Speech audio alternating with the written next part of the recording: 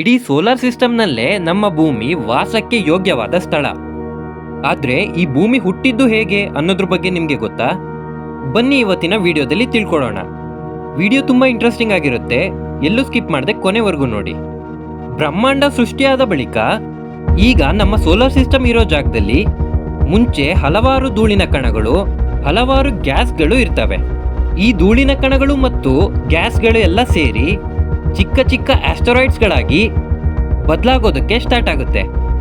ಈ ಚಿಕ್ಕ ಚಿಕ್ಕ ಆಸ್ಟರಾಯ್ಡ್ಸ್ಗಳು ಒಂದಕ್ಕೊಂದು ಡಿಕ್ಕಿ ಹೊಡಿತಾ ಸೂರ್ಯ ಮತ್ತು ಇತರೆ ಗ್ರಹಗಳಾಗಿ ಬದಲಾಗ್ತವೆ. ಸೈಂಟಿಸ್ಟ್ಗಳ ಪ್ರಕಾರ ಮುಂಚೆ ನಮ್ಮ ಭೂಮಿ ಮತ್ತು ಮಾರ್ಸ್ನ ಮಧ್ಯೆ ಥಿಯಾ ಅನ್ನೋ ಒಂದು ಗ್ರಹ ಸೂರ್ಯನ ಪರಿಕ್ರಮಣೆ ಮಾಡ್ತಾ ಇರುತ್ತೆ. ನಮ್ಮ ಭೂಮಿಯ ಗ್ರಾವಿಟಿ ಹೆಚ್ಚಿದ್ದುದರಿಂದ ನಮ್ಮ ಭೂಮಿಯ ಸುತ್ತ ಹಲವಾರು ಆಸ್ಟರಾಯ್ಡ್ಸ್ಗಳು ಸುತ್ತುತ್ತಾ ಇರುತ್ತೆ. ಕಾಲಕ್ರಮೇಣವಾಗಿ ಈ ಆಸ್ಟರಾಯ್ಡ್ಸ್ಗಳು ನಮ್ಮ ಭೂಮಿಗೆ ಬಂದು ಡಿಕ್ಕಿ ಹೊಡಿತಾ ಇರ್ತವೆ.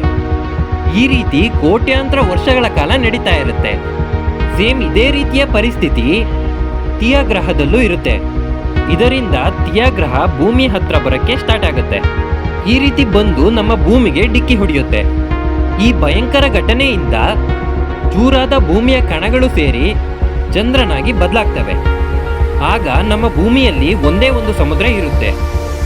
ಅದು ಕುದಿಯುವ 1900 ಡಿಗ್ರಿ ಸೆಲ್ಸಿಯಸ್ ಇದ್ದ ಲಾವಾದ ಸಮುದ್ರ. ಕಾಲಕ್ರಮೇಣವಾಗಿ ಭೂಮಿ ತಣ್ಣಗಾಗಕ್ಕೆ ಸ್ಟಾರ್ಟ್ ಆಗುತ್ತೆ. ಕೆಲವು ಲಕ್ಷಾಂತರ ವರ್ಷಗಳ ಕಾಲ ನಮ್ಮ ಭೂಮಿಯ ಮೇಲೆ ಆಸ್ಟರಾಯ್ಡ್ಸ್ಗಳು ಬೀಳ್ತಾ ಇರ್ತವೆ.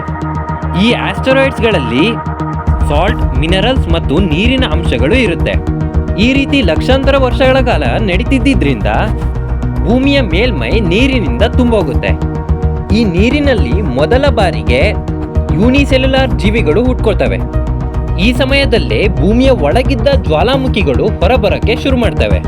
ಈ ಜ್ವಾಲಾಮುಖಿಗಳು ಲಕ್ಷಾಂತರ ವರ್ಷಗಳ ಕಾಲ ವಿಸ್ಫೋಟ ಆಗ್ತಾನೇ ಇರುತ್ತೆ. ಇದರಿಂದ ನೀರಿನಿಂದನೇ ತುಂಬಿದ್ದ ನಮ್ಮ ಭೂಮಿ ಅದರ ಮೇಲೆ ನೆಲ ಸೃಷ್ಟಿಯಾಗೋಕೆ ಶುರು ಆಗುತ್ತೆ. ಇವತ್ತಿನಿಂದ 300 ಕೋಟಿ ವರ್ಷಗಳ ಹಿಂದೆ ಭೂಮಿಯ ವಾತಾವರಣ ಸ್ಟೇಬಲ್ ಆಗೋಕೆ ಶುರುವಾಗುತ್ತೆ. ಆಗ ಭೂಮಿಯ ಒಂದು ದಿನ 12 ಗಂಟೆಯದ್ದಾಗಿತ್ತು.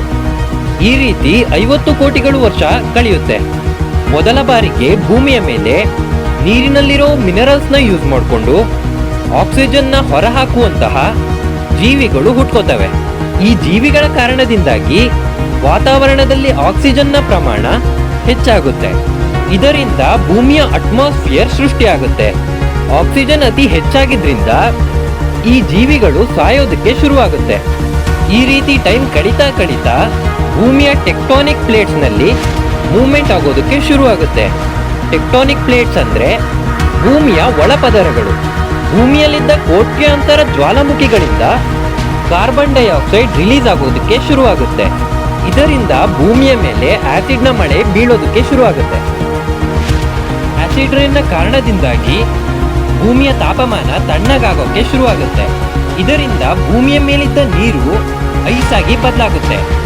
ಈ ಸಮಯದಲ್ಲಿ ಭೂಮಿ ಬಿಳಿ ಮಂಜಿನಿಂದ ತುಂಬೋಗ್ಬಿಟ್ಟಿರುತ್ತೆ. ಇದರಿಂದ ಭೂಮಿಯ ಮೇಲೆ ಸೂರ್ಯನ ಕಿರಣಗಳು ಬಿದ್ದರೂ ಕೂಡ ಆ ಐಸ್ ಕರಗೋದಿಲ್ಲ.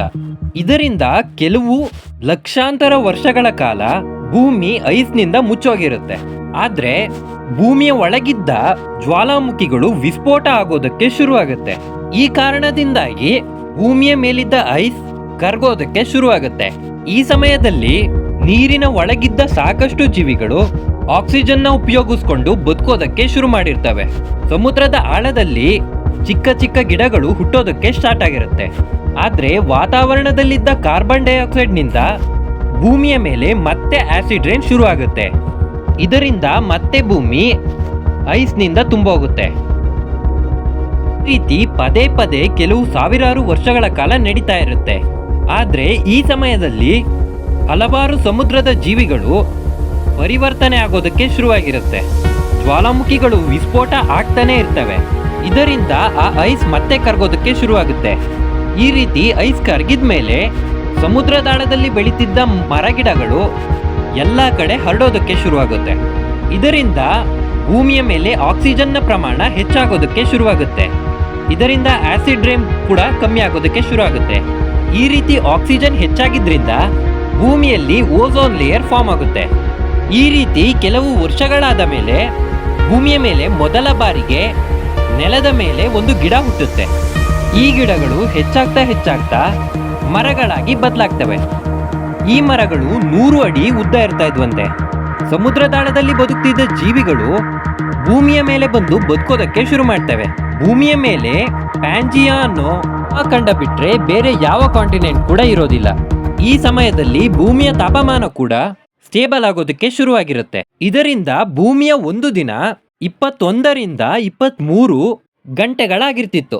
ಭೂಮಿಯ ಮೇಲೆ ಬದುಕ್ತಿದ್ದ ಜೀವಿಗಳು ಸಮಯ ಕಳೀತಾ ಡೈನೋಸಾರ್ಸ್ಗಳಾಗಿ ಬದಲಾಗ್ತವೆ.